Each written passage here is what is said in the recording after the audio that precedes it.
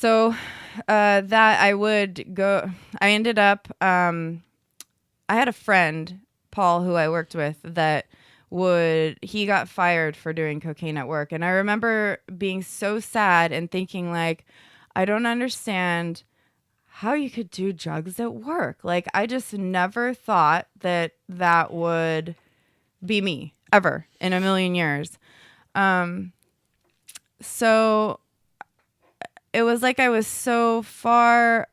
I was so far away from that, but what I've realized over the years is any one of us are so close to being in any one of us's shoes. Like, you look at a homeless person, and in a second, I could be homeless if I lost my job, and then it would be a chain reaction. So it's like I've realized so much more over the years that it would be a blink of an eye before I would just be in anyone's else's situation, especially the way my disease progressed over these last 2 years. It was literally 2 years.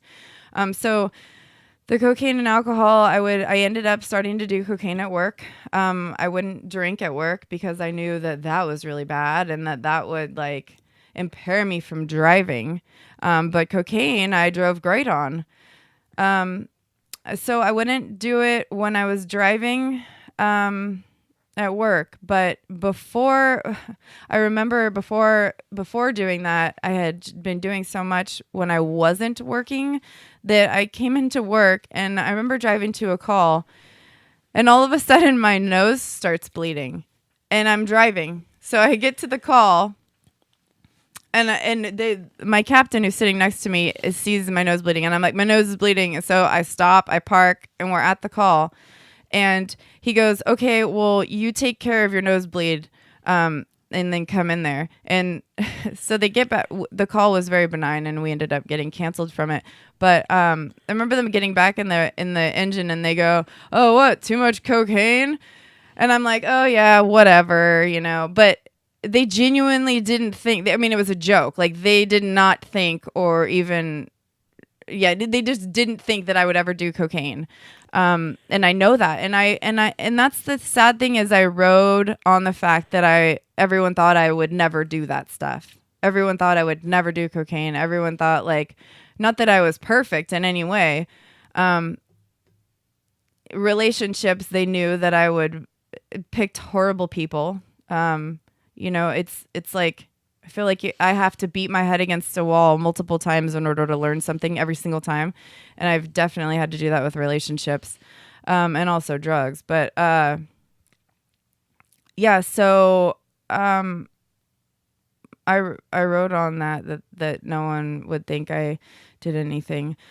Another thing that ended up happening when I was using was, as it progressively got worse, I was using so much that it was like I would use to a point in the night or in the early morning, and if I stopped at that point, I would be able to fall asleep knowing, like, okay, I'll wake up in the morning to be able to go to work. But if it passed a certain time, I would just keep doing it all night because I thought, like, oh, I'm never gonna wake up. But one time I fell asleep. Actually, this happened twice. But the first time, I had been talking to this married guy the night before, and I was talking to him about 13 Reasons Why, the show on Netflix. And I was texting, and I was saying, watch this show and you'll understand, like, what I've been talking about. And I wasn't suicidal, but that show is about suicide, like, in the end. But I was talking about all the stuff that she dealt with, like, before, that led up to that. Well, when he woke up in the morning and saw that text message, he got freaked out and started calling me while I was sleeping. And so he called like 10 times. I didn't pick up. Other people were calling. I didn't pick up. And so they got scared, and they sent the cops over to my house. So the cops get there, and I'm like, oh my gosh, what is going on? And they brought a social worker because they were worried that I committed suicide just because this show is about suicide, and I was texting that. And I'm like, oh my gosh. So I have a plate of cocaine on the side of my bed and a bottle of vodka right next to it, because that's the way I operated. Like, I would just sit in bed. Great life, Heather. But yeah, so I'd sit in bed with that on the side of my bed. So I answered the door, and I'm like, oh my God, I gotta go to the bathroom.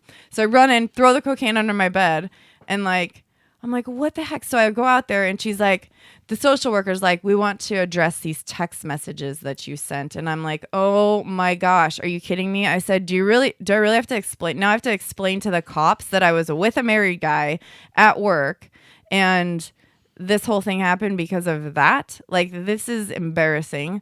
So anyways, long story short, I was with them for like an hour and then they left and I didn't get caught. I'm like, phew. I've never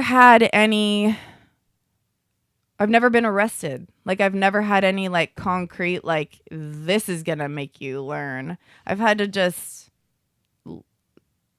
be, I guess, prevent that in a sense. Like, okay, well, this is going that way. So the second time, again, I'd never like missed work or anything. I never just didn't show up. So one morning I didn't wake up for work and I get apparently the cops had knocked on my door, but I didn't hear them. So all of a sudden they're yelling through the window, Heather, Heather. And I'm like, what? I didn't know it was a cop. The yelling through my window. And so I go to the door and there's like a cop like standing on the side of the window, like as if I have some weapon or something. And then there's one at the door and there's one over by my bedroom. And I'm like, what is going on? And they're like, your chief sent us here because we're doing a welfare check. Like, you need to call your chief because you didn't show up at work. And I was like, what? Like, I'm supposed to work today? I had totally forgot that I was supposed to work. So, and again, cocaine and vodka in my room and the cops are there and I just didn't show up for work. And it broke my heart because I went into work and my captain gives me a big hug and he's like, I thought you were dead somewhere. Like, I thought you drove your car off a ditch, like driving into work. He's like, we had people going to look for you like up 17. So I started to realize like the impact that my using was having on other people in the sense that they were just worried. Like, I was causing other people to be worried about me. I was piling up bags of garbage outside my house, like odd because I'm so OCD and clean that it's like the opposite of me.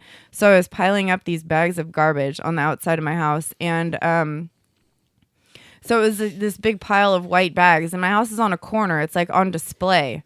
So anyone that drives by is like, okay, what's going on there? My car wouldn't move and my blinds were always shut. And so, ironically, here's another God intervention. But, so I'm writing this proposal for work and my coworker sends me this email of this firefighter rehab place for PTSD and substance abuse.